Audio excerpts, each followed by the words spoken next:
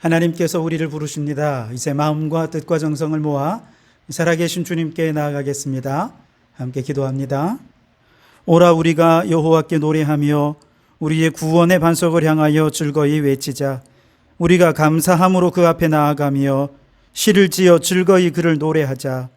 여호와는 크신 하나님이시요 모든 신들보다 크신 왕이시기 때문이로다. 하나님은 영이시니 예배하는 자가 영과 진리로 예배할지니라.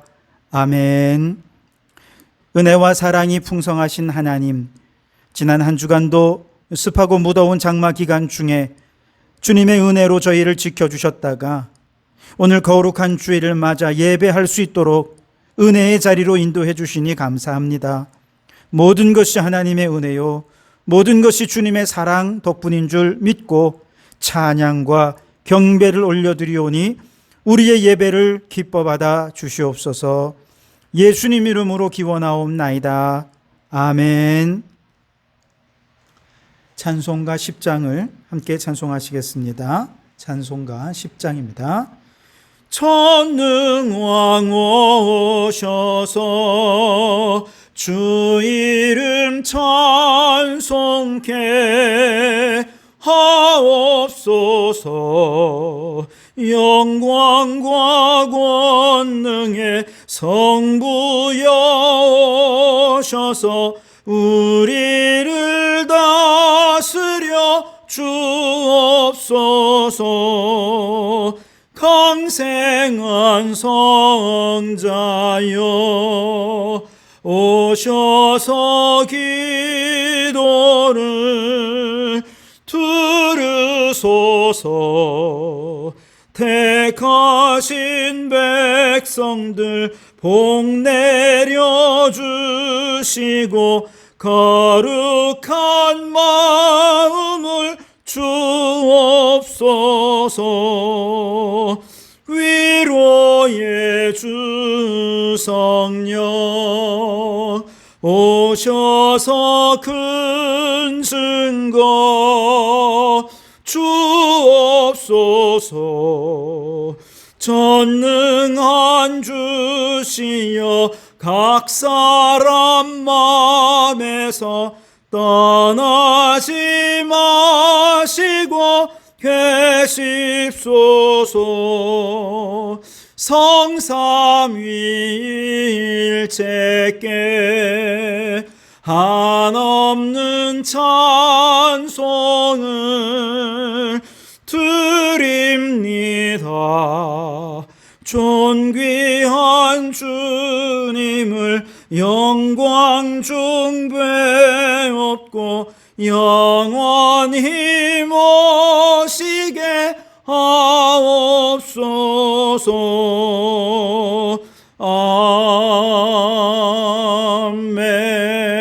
아멘. 교동문 80번을 함께 찬송하시겠습니다. 교동문 80번 고린도후서 4장입니다. 우리가 이 보배를 질그릇에 가졌으니 이는 심히 큰 능력은 하나님께 있고 우리에게 있지 아니함을 알게 하려 함이라. 우리가 사방으로 우겨쌈을 당하여도 쌓이지 아니하며 답답한 일을 당하여도 낙심하지 아니하며 박해를 받아도 버림받지 아니하며 거꾸로 뜨림을 당하여도 망하지 아니하고 우리가 항상 예수의 죽음을 몸에 짊어짐은 예수의 생명이 또한 우리 몸에 나타나게 하려 함이라. 우리 살아있는 자가 항상 예수를 위하여 죽음에 넘겨짐은 예수의 생명이 또한 우리 죽을 육체에 나타나게 하려 함이라. 아멘. 이 시간 지난 한 주간 우리의 죄를 고백하며 참회의 기도를 드리겠습니다. 기도하겠습니다. 오 하나님, 주님께서는 선한 목자가 되셔서 매일 매순간 우리를 보호하시고 인도해 주셨건만 지난날 우리는 주님의 도우심을 무시한 채 내 힘과 내 능력으로 살아가려 했던 죄를 고백하오니 용서하여 주시옵소서. 때로는 작은 시련 앞에서 낙심하고 하나님과 하나님의 능력과 도우심을 의심하며 살아왔던 우리의 믿음 없음을 용서하여 주옵소서. 환난을 만날 때마다 기도하면 주님께서 들으시고 크고 놀라운 비밀도 알려주신다 약속하셨건만 기도하지 않은 죄를 용서하여 주시옵소서.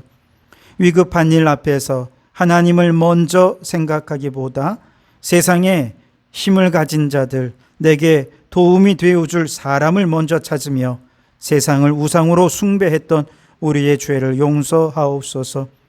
우리 인생에 감당할 수 없는 시험을 주신 일이 없고 여러 가지 시험을 만날 때 반드시 피할 길을 주시니 기뻐하라 말씀하신 주님, 이 말씀을 믿지 못하고 두려움과 불안 속에 원망과 불평하며 연약한 모습으로 살았던 우리의 죄를 용서하여 주시옵소서. 여기 우리를 용서하신 주님의 용서의 말씀이 있습니다. 악인이 만일 그가 행한 모든 죄에서 돌이켜 떠나 내 모든 율례를 지키고 정의와 공의를 행하면 반드시 살고 죽지 아니할 것이라. 내가 그들의 악행을 사하고 다시는 그 죄를 기억하지 아니하리라. 여호와의 말씀이니라. 아멘. 나는 전능하신 아버지 하나님, 천지의 창조주를 믿습니다. 나는 그의 유일하신 아들 우리 주 예수 그리스도를 믿습니다. 그는 성령으로 잉태되어 동정녀 마리아에게서 나시고 본디오 빌라도에게 고난을 받아 십자가에 못 박혀 죽으시고 장사된 지 사흘 만에 죽은 자 가운데서 다시 살아나셨으며 하늘에 오르시어 전능하신 아버지 하나님 우편에 앉아 계시다가 거기로부터 살아있는 자와 죽은 자를 심판하러 오십니다. 나는 성령을 믿으며 거룩한 공교회와 성도의 교제와 죄를 용서받는 것과 몸의 부활과 영생을 믿습니다. 아멘. 찬송가 491장을 함께 찬송하겠습니다. 491장 찬송입니다. 저 높은 곳을 향하여 날마다 나아갑니다. 내 뜻과 정성 모아서 날마다 기도합니다. 내 주여 내 맘 붙드사 그곳에 있게 하소서. 그곳은 빛과 사랑이 언제나 넘치옵니다. 괴로움과 죄가 있는 곳 나 비록 여기 살아도 빛나고 높은 저곳을 날마다 바라봅니다. 내 주여 내 맘 붙드사 그곳에 있게 하소서. 그곳은 빛과 사랑이 언제나 넘치옵니다. 의심의 안개 거치고 근심의 구름 없는 곳 기쁘고 참된 평화가 거기만 있사옵니다. 내 주여 내 맘 붙드사 그곳에 있게 하소서. 그곳은 빛과 사랑이 언제나 넘치옵니다. 험하고 높은 이 길을 싸우며 나아갑니다. 다시금 기도하오니 내 주여 인도하소서. 내 주여 내 맘 붙드사 그곳에 있게 하소서. 그곳은 빛과 사랑이 언제나 넘치옵니다. 내 주를 따라 올라가 저 높은 곳에 우뚝 서 영원한 복락 누리며 즐거운 노래 부르리. 내 주여 내 맘 붙드사 그곳에 있게 하소서. 그곳은 빛과 사랑이 언제나 넘치옵니다.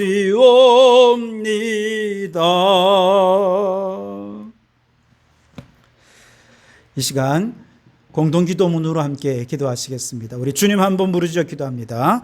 주여, 세계를 위하여 기도합니다. 주님, 세계 속에 전쟁과 테러와 폭력이 사라지고 평화와 화해, 사랑의 꽃이 피어나게 하소서. 전 세계가 기후위기 대응에 합력하여 하나님의 창조 질서를 회복하는 가장 최선의 방법을 찾아 실천하게 하소서.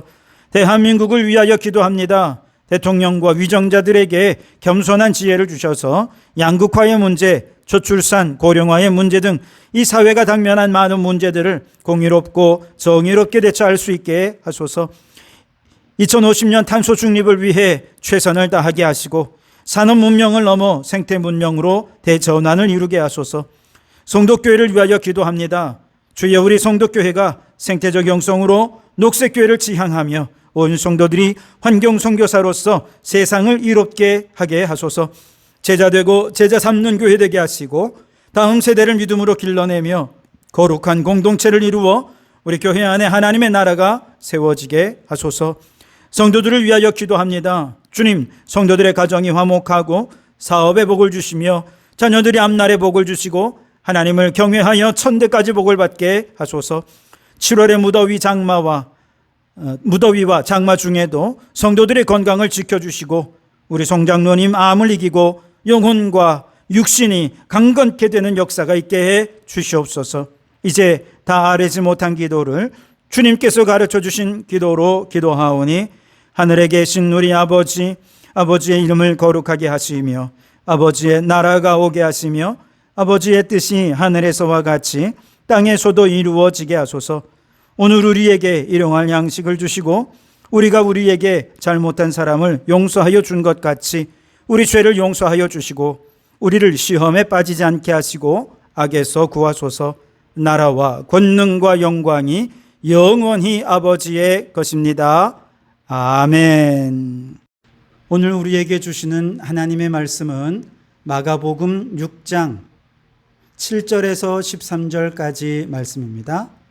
마가복음 6장 7절에서 13절 말씀을 봉독해 드리겠습니다. 하나님의 말씀을 경청하시기 바랍니다. 12 제자를 부르사 둘씩 보내시며 더러운 귀신을 제어하는 권능을 주시고 명하시되 여행을 위하여 지팡이 외에는 양식이나 배낭이나 전대의 돈이나 아무것도 가지지 말며 신만 신고 두벌옷도 입지 말라 하시고 또 이르시되 어디서든지 누구의 집에 들어가거든 그곳을 떠나기까지 거기 유하라. 어느 곳에서든지 너희를 영접하지 아니하고 너희 말을 듣지도 아니하거든 거기서 나갈 때에 발 아래 먼지를 떨어버려 그들에게 증거를 삼으라 하시니 제자들이 나가서 회개하라 전파하고 많은 귀신을 쫓아내며 많은 병자에게 기름을 발라 고치더라. 아멘. 오늘은 이 말씀으로 굽은 막대기로도 곧은 선을 그으시다 라는 제목으로 함께 은혜를 나누고자 합니다. 우리의 옛말에 그런 말이 있죠. 유능한 나무꾼은 도끼를 탓하지 않는다, 이런 말이 있습니다. 무슨 뜻입니까? 유능한 나무꾼은 도구가 무엇이든지 그리고 그 도구의 상태가 어떠하든지 상관없이 모든 상황에서 원하는 결과를 얻어낼 수 있는 지혜와 능력이 있는 사람이라 하는 뜻입니다. 같은 맥락에서 고대에 아주 유명한 격언이 있는데요. 굽은 막대기로도 곧은 선을 긋는다 하는 말이 있습니다. 아무리 도구가 원하는 결과를 얻어내기에 불가능해 보이는 모습이라 하더라도 그 도구를 탓하거나 도구를 버리지 않고 어떤 도구든 그 도구를 사용해서 결국에는 원하는 결과를 얻어내는 지혜와 능력, 이것을 의미하는 것이죠. 자, 그런데 여러분, 바로 여기에 구운 막대기로도 곧은 선을 그으실 수 있는 지혜와 능력이 있는 분이 있습니다. 바로 우리 주 예수 그리스도이십니다. 예수님은 작은 자를 들어 큰 자를 부끄럽게 하시고 미련한 자를 들어 지혜로운 자를 부끄럽게 하시며 연약한 자를 들어 강한 자를 부끄럽게 하심으로 하나님의 일들을 이루어 가시는 분이십니다. 오늘 성경 말씀은 예수님께 부름받은 12명의 제자가 이제 처음으로 복음을 전하는 선교 사역을 위해 파송을 받는 장면입니다. 자, 그런데 이때 당시 제자들의 상태가 어땠을까요? 사실은 하나님 나라의 곧은 선을 긋기에 적합한 곧은 막대기는 아니었습니다. 오히려 곧은 선을 긋기에는 너무나도 부족한, 아니 절대적으로 연약한 굽은 막대기였습니다. 어떤 면에서 그랬는가? 여러분 마가복음을 쭉 읽어보시면 아시겠습니다만 당시 제자들은 예수님의 하나님 나라 가르침을 들으면서 이게 무슨 뜻인지 이해를 못했어요. 비유의 말씀을 듣고 난 다음에 이해가 안 돼. 그래서 예수님과 따로 있을 때 무슨 뜻인지 모르겠습니다. 따로 설명 좀 해 주십시오. 라고 질문해야 할 정도로 예수님의 가르침을 들어도 잘 이해를 못했습니다. 바다 위를 항해할 때였습니다. 풍랑이 쳤습니다. 사실 그 배에는 예수님이 이미 계셨거든요. 그런데 예수님을 의지하기보다 자신의 경험을 의지하며 풍랑을 이겨보려고 하다가 결국에 아이쿠 우리가 다 죽게 되었노라고 뒤늦게 예수님을 깨우지 않았습니까? 제자들이 이렇게 호들갑 떠는 모습을 보면서 예수님이 이렇게 꾸짖으셨습니다. 어찌하여 이렇게 무서워하느냐? 어찌 믿음이 없느냐? 너무 연약해서 너무 부족해서 예수님께 꾸짖음을 들었던 것이죠. 이처럼 제자들은 예수님을 가장 가까이에서 함께 동고동락하면서도 예수님이 누구신지 잘 몰랐습니다. 예수님이 전하는 하나님 나라의 비전이 무엇인지도 잘 이해를 못했습니다.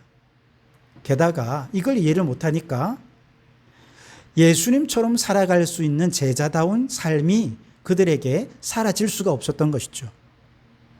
선교사라고 하면 모름지기 하나님의 뜻을 잘 알고 또 주님의 뜻에 순종하는 모범적인 삶을 살아야 하지 않겠습니까?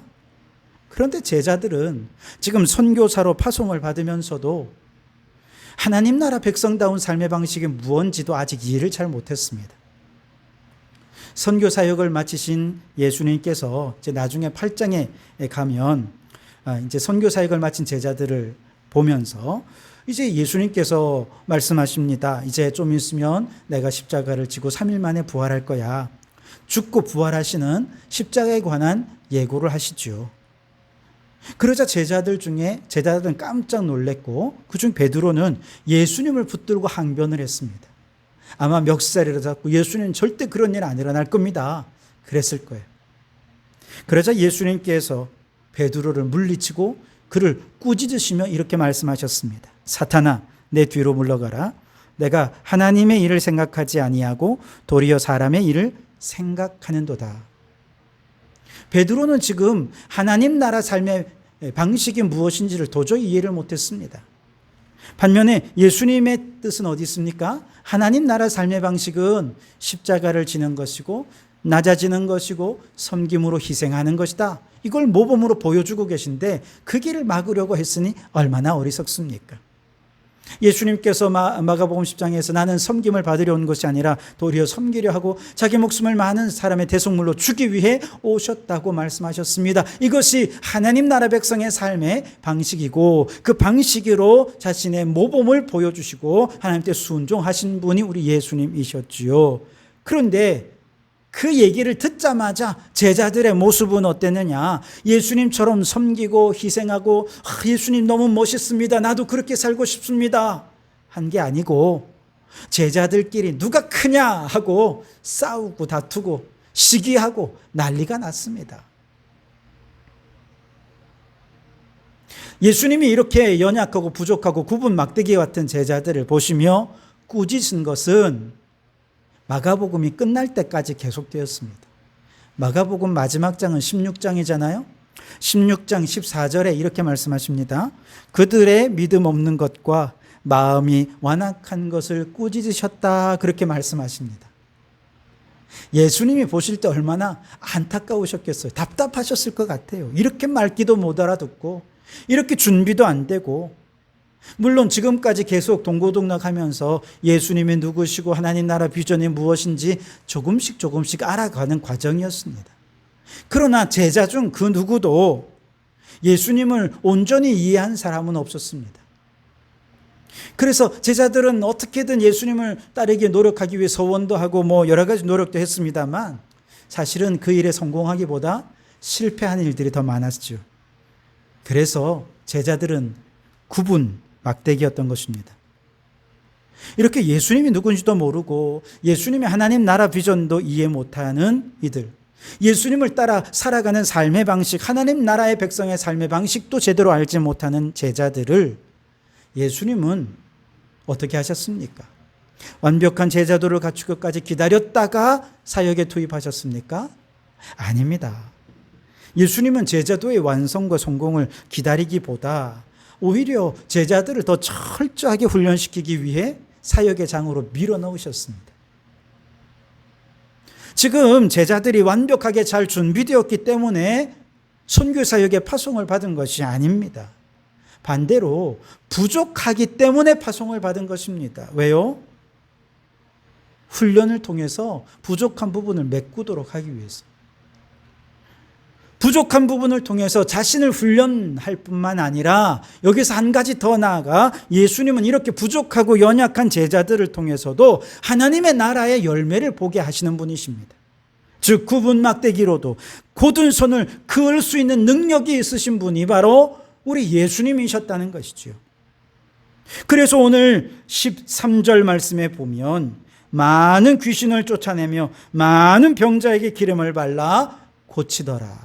풍성한 열매가 나타난 것입니다.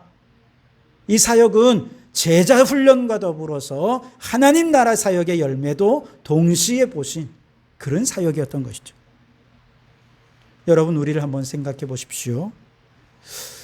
어떤 분들은 장로로서, 권사로서 혹은 안수집사로서 이제 임직을 하고자 그들을 초청할 때 어떤 분들은 아이고 나는 전혀 준비가 되어 있지 않아서 이번에는 사양하겠습니다.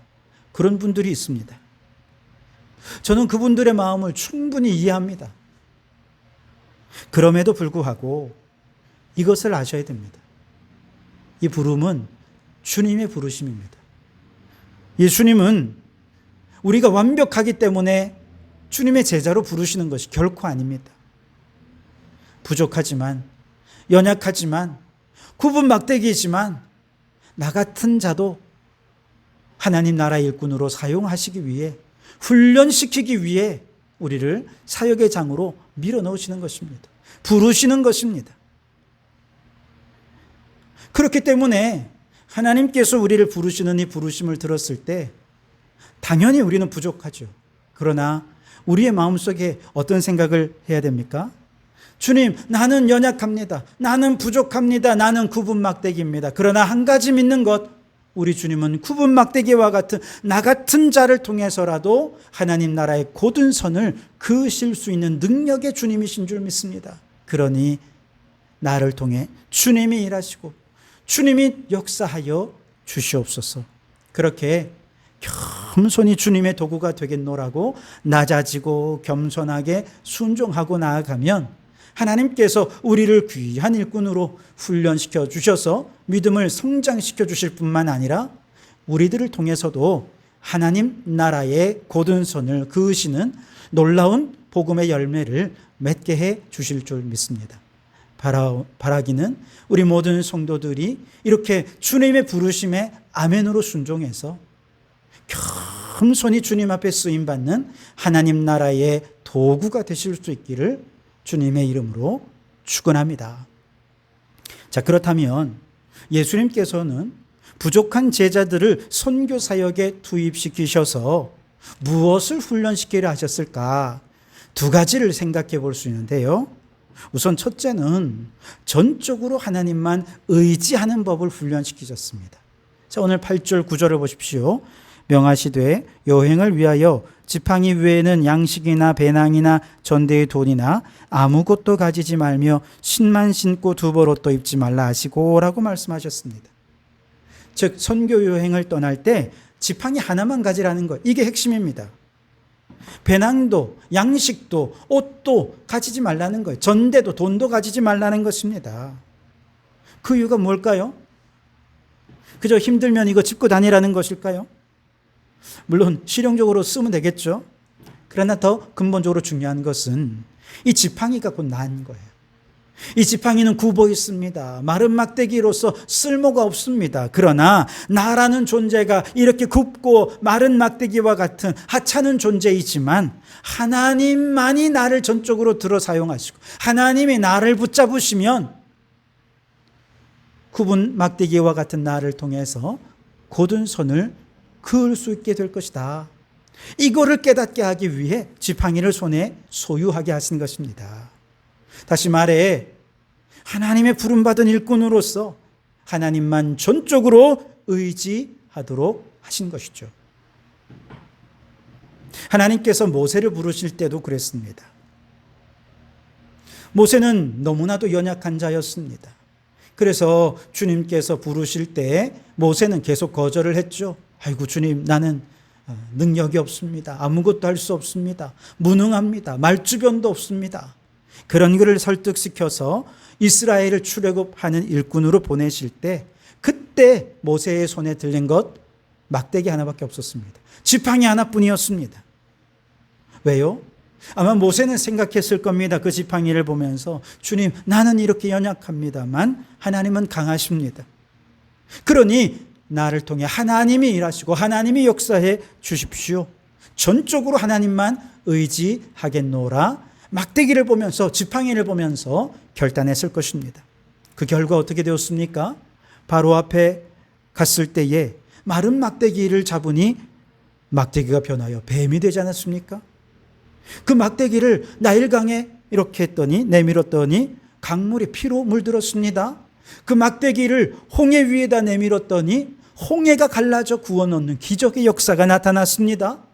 그 막대기를 반석에다 치니 반석에서 샘물이 솟아나는 놀라운 기적이 나타나지 않았습니까? 하나님이 없는 모세는 마른 막대기, 굽은 막대기 그 이상도 그 이하도 아니었습니다. 그러나 하나님의 손에 붙들린 모세는 능력의 막대기로 곧은 손을 그으며 구원의 역사를 이룰 수 있었던 것이죠. 그래서 모세는 모든 사역 내내 문제가 있고 어려움이 있을 때마다 하나님께 기도하면서 전적으로 하나님만 의지했던 것이죠. 제자들이 지금 선교 여행을 가면서 유일하게 허락받은 소유물은 지팡이밖에 없습니다. 이것은 곧 나는 하나님의 손에 들린 지팡이입니다. 이제 하나님이 일하십시오. 그렇게 하나님을 전적으로 의지하고 하나님만 바라보는 선교 사역을 감당하라고 지팡이를 주신 것이지요. 여러분, 오늘 우리도 마찬가지입니다. 우리도 모두가 다 굽은 막대기, 마른 막대기, 연약한 정말 하찮기 짝이 없고 아무짝에도 쓸모없는 그저 굴러다니는 막대기에 불과하지만 우리 주님 들어 사용하시면 나를 통해서도 하나님 나라의 위대한 역사가 나타나게 되어질 줄 믿습니다. 그렇게 하나님만 전적으로 바라고 믿고 의지하는 주님의 도구로 쓰임받는 성도들이 되시기를 주님의 이름으로 축원합니다. 두 번째로 이렇게 하나님을 전적으로 의지하기 위해서 우리가 세상에 얽매여 있는 것들을 끊어야 되겠는데요. 그래서 예수님께서 두 번째로 제자들을 훈련시키는 것은 바로 세상에 얽매인 것을 끊어내는 훈련을 하셨다는 것이죠. 자, 다시 8절과 9절 읽겠습니다. 명하시되 여행을 위하여 지팡이 외에는 양식이나 배낭이나 전대의 돈이나 아무것도 가지지 말며 신만 신고 두벌옷도 입지 말라 하시고 그랬습니다. 자, 여기 아무것도 가지지 말며 그랬습니다. 이 말은 세상에서 내가 의지하고 붙잡고 있던 모든 것들로부터 과감히 단절하라, 끊어내라, 벗어버려라 라고 하는 명령인 것입니다. 이 세상에 있는 거 의지하는 것을 끊어내지 않으면 전적으로 하나님께 의지할 수가 없기 때문에 그렇죠. 특별히 그 가운데서도 콕 집어 말씀하신 게 있죠. 양식, 먹고 사는 문제입니다. 전대의 돈, 물질의 문제죠. 하나님께 다 맡기고 그리고 전적으로 하나님만 의지하도록 하셨습니다. 지금 당장 먹고 사는 문제만 바라보면, 눈앞에 있는 것만 바라보면 안 돼요. 그러나 하나님 의지하면 가능합니다. 우리나라가 6.25 전쟁이 끝난 직후에 남과 북을 통틀어서 전체 남아있는 산 위의 산림이 나무가 5%밖에 안 됐다는 것입니다. 다 민둥산이었습니다. 일제시대 때부터 얼마나 많은 나무들이 수탈을 당했는지 모릅니다. 전쟁이 일어나면서 6.25 때 다 불타버렸습니다. 전쟁 이후에는 사람들이 너무 가난하니까 나무에 붙어 있는 걸 긁어서 먹기도 하고 땔감으로 쓰려고 다 잘라내고 베어버리고 나니 산은 온통 민둥산이 되어버리고 말았습니다. 바로 그 즈음에 북한에는 식량 증산 운동을 펼쳤습니다. 민둥산이 된 그 산들을 개간해가지고 밭을 만들고 논을 만들어서 거기다가 곡식을 심고 사람들의 먹거리를 챙기기 위해 노력을 했던 것이죠. 그런데 남한에서는 선택이 좀 달랐습니다.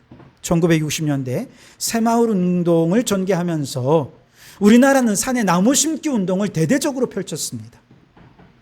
많은 사람들이 이상하게 생각했습니다. 아니, 지금 당장 먹을 것도 없는 상황인데 무슨 나무를 심느냐.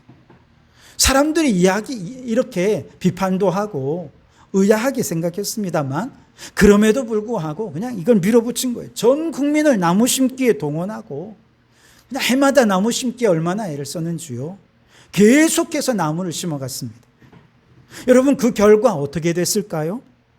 당장 먹을 것을 얻기 위해 산지를 개간해서 논으로 밭으로 만들어버린 북한은요, 여전히 산이 민둥산입니다. 여전히 국민들은 굶주리고 있습니다.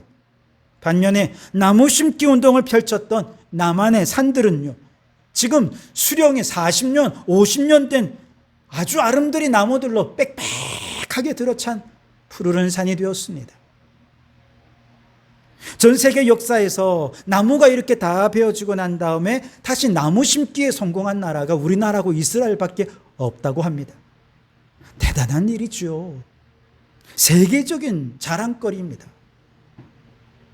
지금 당장 먹고 사는 문제에 매달리기보다 좀 먼 미래를 내다보면서 오늘을 좀 참고 절제한 것이죠. 그랬더니 하나님께서 이 민족에게 오늘날 이렇게 큰 풍요를 허락해 주신 것이죠. 사실 상식적이고 더 합리적으로 보인 것은 그 당시에는 아마 북한의 선택이었을지 모릅니다만, 그러나 좀 어리석어 보여도 먼 미래를 내다보니 남한의 선택이 옳았던 것이죠. 이걸 우리의 신앙생활에 한번 적용해 보자는 것입니다. 지금 당장 눈앞에 닥친 먹고 사는 문제, 돈 문제, 그걸 해결하는 거 어쩌면 상식적이고 합리적이고 당연하다 생각할지 모르지만, 그러나 여기에 너무 탐욕적으로 매달려서 항상 돈 걱정, 먹고 사는 문제 걱정, 그러느라고 보이지 않는 영혼의 문제를 등한시한다면 우리의 영혼은 영원히 민둥산을 벗어나지 못하고 영적인 가난과 굶주림을 벗어나지 못하고 말 것입니다. 그러나 이제 과감히 먹고 사는 문제 하나님 책임지실 거야. 돈 문제 하나님께서 채워주실 거야. 믿음으로 하나님 의지하면서 우리의 영혼에 믿음, 소망, 사랑의 나무들을 말씀으로 심어 가보십시오. 은혜와 성령의 단비를 사모하십시오. 지금 당장은 유익이 되는 게 없는 것 같아 보일지 모르지만 어느덧 나도 모르는 사이에 그것이 우리 영혼 속에서 자라 우리의 영혼의 푸르른 나무가 되어서 믿음, 소망, 사랑의 정말 아름드리 나무들이 자라서 풍성한 숲을 이루게 되면 여러분, 그것은 푸르른 인격으로 자라게 될 것입니다. 푸르른 성품으로 세상 속에 드러나게 될 것입니다. 그리고 그러한 인격과 성품과 꿈과 비전들이 이 세상을 푸르게 하고 이 세상에 선한 영향력을 끼쳐가게 될 것입니다.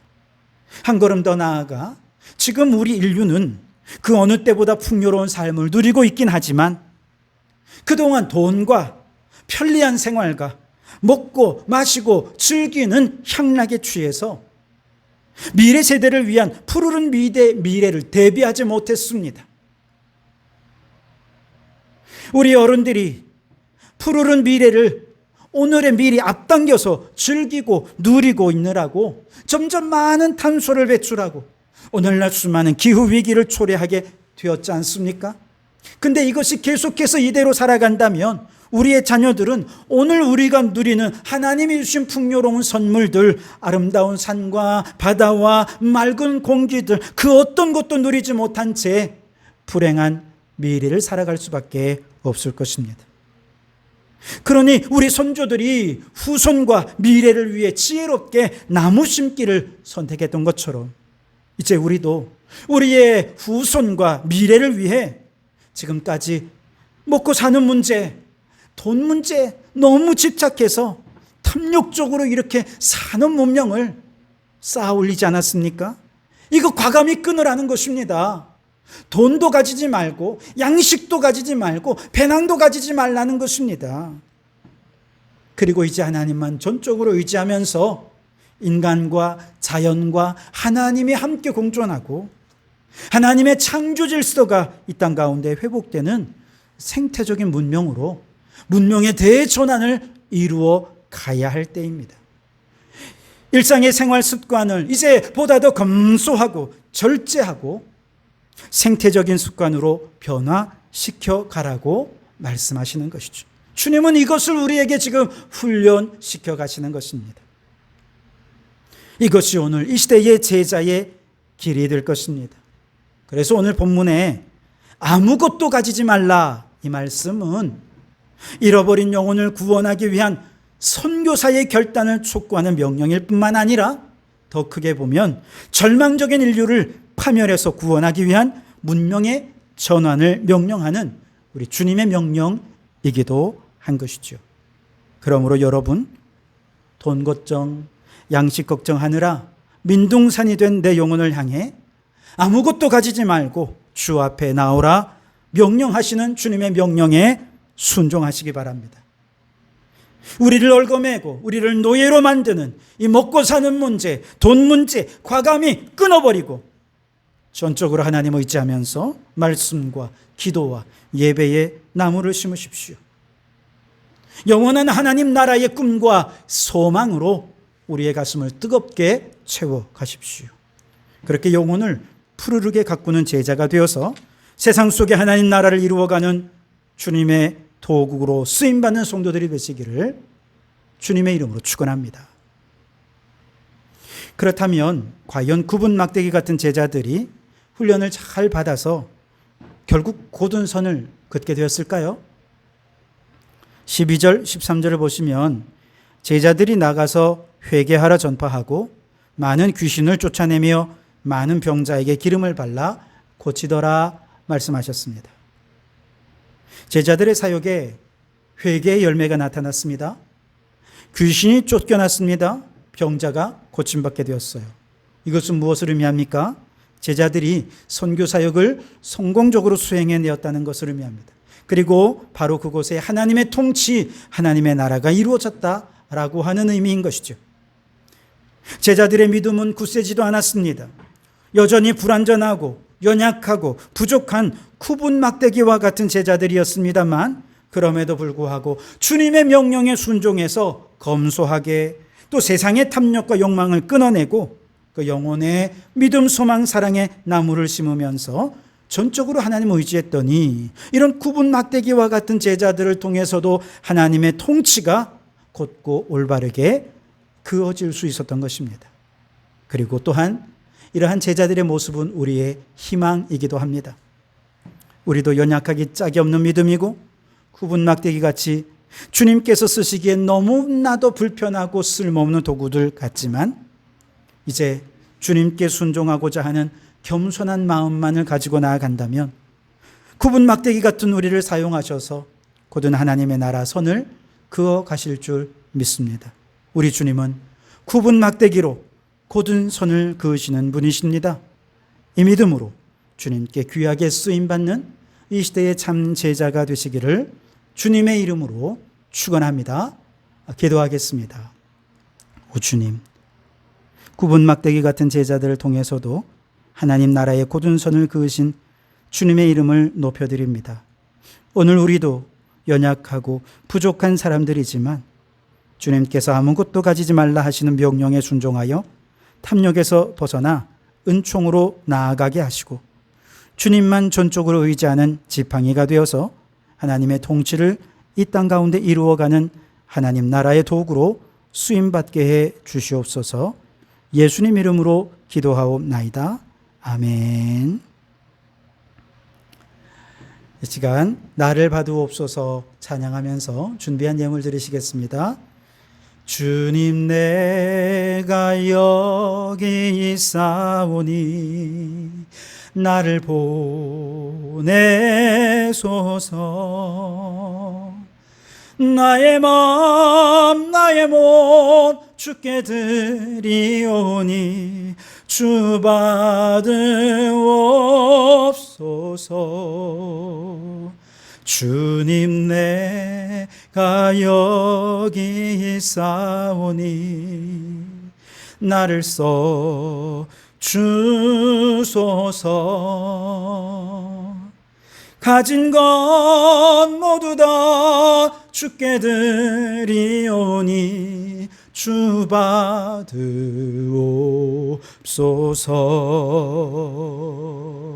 할렐루야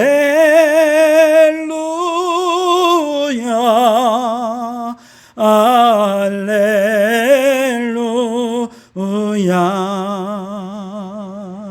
할렐루야 할렐루야.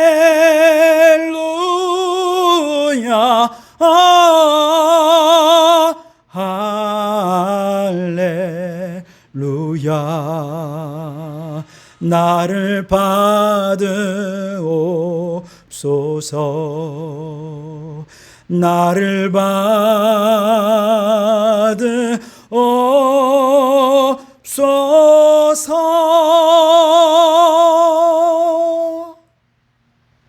기도하겠습니다. 독수리 날개침 같은 새 힘을 주시는 하나님, 다시 확산의 조짐을 보이는 코로나 바이러스의 소식과 치솟는 물가에 한숨만 나오는 이 나라 경제 사정과 그보다 더 큰 위기로 다가올 기후 위기의 미래 앞에서 어쩔 줄 몰라 불편한 마음과 답답한 마음 한가득 안고 주님께 나와 도움을 구합니다. 주님 두 팔로 우리를 안으시고 생명 싸개 속에 우리를 지키시고 평안을 더하여 주시옵소서. 흔들리는 직장과 불안한 사업의 현실을 주님께 맡깁니다. 인간의 생사화복이 주님의 손에 달려 있습니다.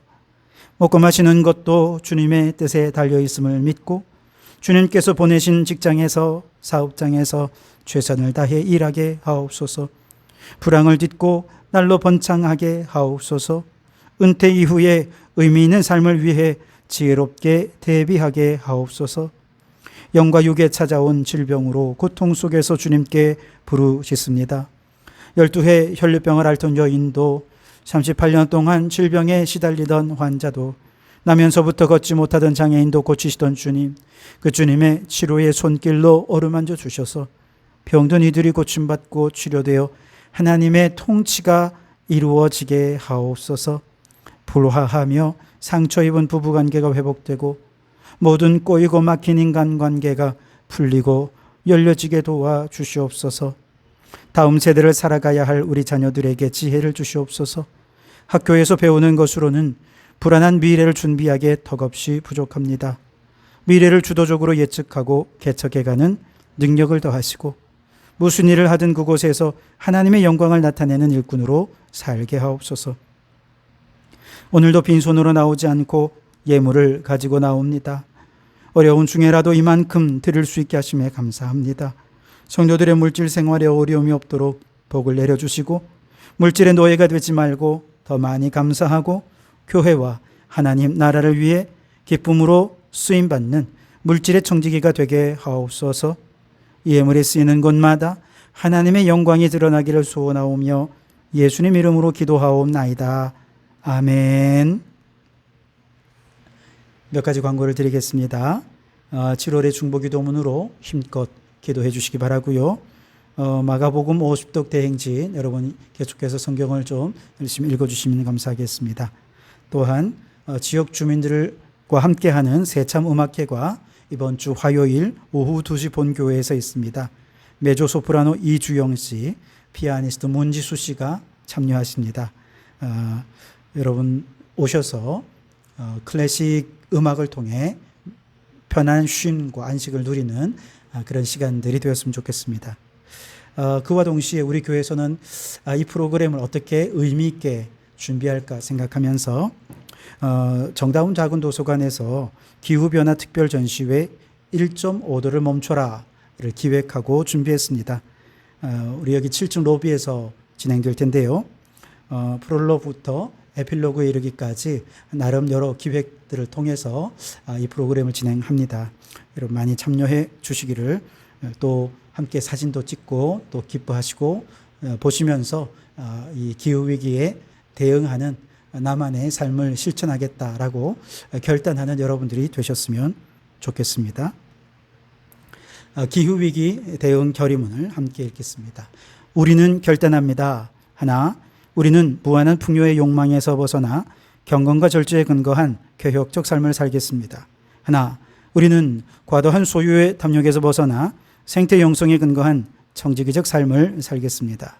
하나, 우리는 과탄소 경제 시스템에서 벗어나 탈탄소 전환에 근거한 선지자적 삶을 살겠습니다. 하나, 우리 교회는 예배, 교육, 봉사, 교제, 선교 등 모든 영역에서 기후위기 대응 행동을 실천하겠습니다. 사랑의 하나님, 생명의 예수님, 피조물의 신음소리를 들으시는 성령님, 우리에게 긍휼을 베푸소서. 우리를 새롭게 하소서. 아멘. 함께 찬송하시겠습니다. 주와 같이 길 가는 것 즐거운 일 아닌가. 우리 주님 걸어가신 발자취를 밟겠네. 한 걸음 한 걸음 주 예수와 함께 날마다 날마다 우리 걸어가리. 기도하시겠습니다.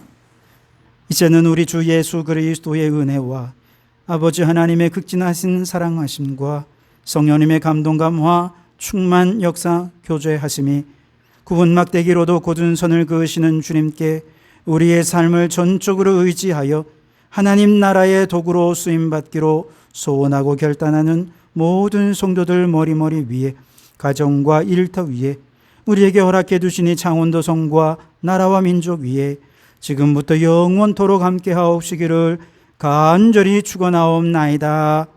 아멘.